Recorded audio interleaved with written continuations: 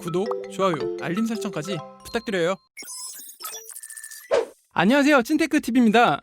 최근 테슬라가 S&P 500 지수에 편입된다는 소식에 전기차 회사에 대한 관심이 고조되고 있습니다. 테슬라는 이제 미국뿐만 아니라 글로벌 전기차 시장의 대표 주자로 우뚝 섰다고 말할 수 있는데요. 그렇다면 전 세계 전기차 시장 규모 1위인 중국에는 어떤 업체가 있을까요? 우선 중국 전기차 산업에 대해서는 지난번에 올려드린 니오 영상을 참고해주세요. 여기 보이시죠? 여기에요. 현재 중국 전기차 시장은 가히 춘추전국 군웅할 거의 시대라 할 수 있습니다. 현재 중국 내 전기차 주요 시장을 세 분류로 나누면 첫 번째로 중국 전기차의 자존심이자 전통의 강자 비아디와 지리차, 두 번째는 중국 전기차 시장을 본격적으로 공략하기 시작한 글로벌 대표주자 테슬라, 세 번째는 이 둘을 뒤쫓으며 중국 전기차의 혁신이라 불리는 니오와 오늘 소개할 샤오펑 모터스 그리고 리오토 등 신흥 강자로 나눌 수 있습니다. 샤오펑 모터스는 스타트업으로 알리바바, 폭스콘 등의 지원을 받아 광저우 오토에서 자율주행 자동차를 연구하던 샤엔과 허타오가 유씨 모바일의 창업자인 허샤오펑과 함께 공동 설립한 회사입니다. 샤오펑 모터스란 이름은 허샤오펑의 이름에서 따온 것으로 그만큼 이 허샤오펑이 중요한 인물임을 보여줍니다. 왜 그런지는 나중에 이야기하기로 하겠습니다. 근데 이름이 좀 어렵죠? 그럼 이렇게 기억하세요. 뚜러뻥, 허샤오펑, 펑펑. 라임 괜찮죠? 허샤오펑이 밝히는 샤오펑 모터스의 목표이자 포지셔닝입니다. 고가의 테슬라를 언급하며 저렴하지만 강한 전기차라는 포지셔닝을 이야기하고 있습니다.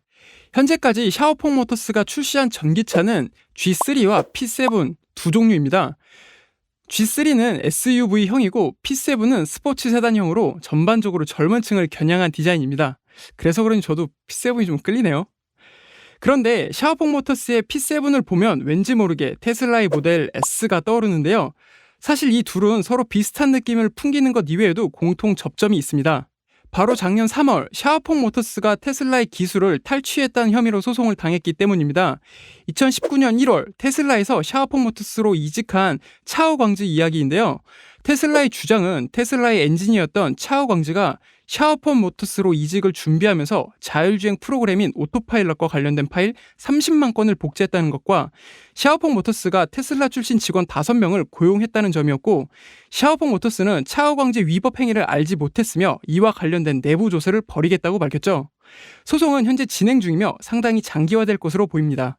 왜 샤오펑 모터스인지 보기 전 우리는 중국 전기차 시장의 신흥 강자 3인방과 그 뒤를 서포트하고 있는 거대한 손을 살펴볼 필요가 있습니다. 니오는 텐센트, 샤오펑은 알리바바, 리오토는 메이탄이 주요 주주로 등재되어 있는 것을 확인할 수 있는데요. 여기서 주목해야 할 키워드는 허샤오펑입니다. 샤오펑 모터스의 CEO이기도 한 허샤오펑이 바로 알리바바 출신이기 때문이죠. 즉 샤오펑 모터스는 알리바바가 주요 주주일 뿐만 아니라 허샤오펑 자신도 알리바바 출신이기 때문에 더욱 긴밀한 관계를 유지한다고 볼 수 있습니다. 그렇다면 알리바바와 샤오펑의 이 관계가 왜 중요한 걸까요? 그것은 바로 샤오펑이 추구하는 전기차 모델 때문입니다. 이 이야기를 하기 전 니오와 샤오펑이 취하고 있는 전략의 차이를 살짝 짚고 넘어갈 필요가 있습니다. 니오의 전략에 대한 내용은 얼마 전 올려드린 니오 관련 영상 이 영상 참고해 주시면 되고요. 간단히 말씀드리면 니오의 차별화 전략 중 핵심은 배터리 교체 서비스인 BAAS와 니오 하우스라 할 수 있습니다. 이 서비스들은 자동차 외부 환경에 대한 것이라 정리할 수 있죠. 니오와 반대로 샤오펑은 차별화 전략의 핵심을 차량 자체에서 찾는 모습을 보여주고 있습니다. 자율주행의 고도화, 전기차 플랫폼이 그것인데요. 샤오펑 모터스의 자율주행 프로그램은 X파일럿으로 불리며 현재는 2.5 레벨로 알려져 있죠. 그리고 2021년 1분기에는 레벨 3을 배포할 예정입니다. 또한 2022년에는 시내 주행이 가능한 레벨 4, 2025년에는 레벨 5에 도달할 계획을 밝히고 있습니다. 샤오펑 모터스의 두 번째 차별점은 바로 알리바바의 협업입니다. 우선 인카입 스토어에서는 알리페이를 통해 결제가 가능하고 알리바바의 자회사인 A맵 기반의 지도와 내비게이션을 활용하고 있습니다. 샤오펑 모터스의 세 번째 차별점은 바로 자체 전기차 플랫폼인 SEPA입니다. 현재 자동차 업계에서는 전기차 전용 플랫폼 개발 경쟁이 치열한 상태인데요. 플랫폼을 사용하면 부품 공용화를 통해 원가를 절감하고 차량 수익성을 증대시킬 수 있는 장점이 있습니다. 네 번째 차별점은 OTA 펌웨어입니다.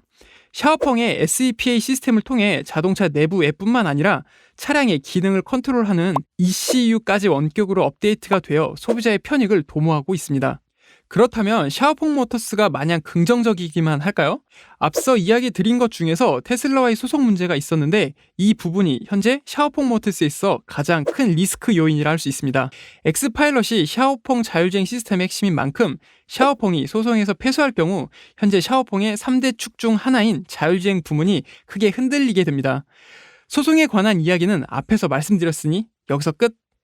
두 번째 리스크는 샤오퐁의 생산 역량입니다. 샤오퐁 모터스의 두 가지 생산 차량 중 SUV인 G3는 하이마와 위탁 생산 계약을 맺고 있고 스포츠 세단인 P7은 공동성 자오칭시에 위치한 10만 대 생산 규모 자체 공장에서 생산하고 있습니다. 그리고 얼마 전 광저우 지역에 두 번째 공장을 짓기 시작하여 2022년에는 가동에 들어갈 것으로 밝혔습니다.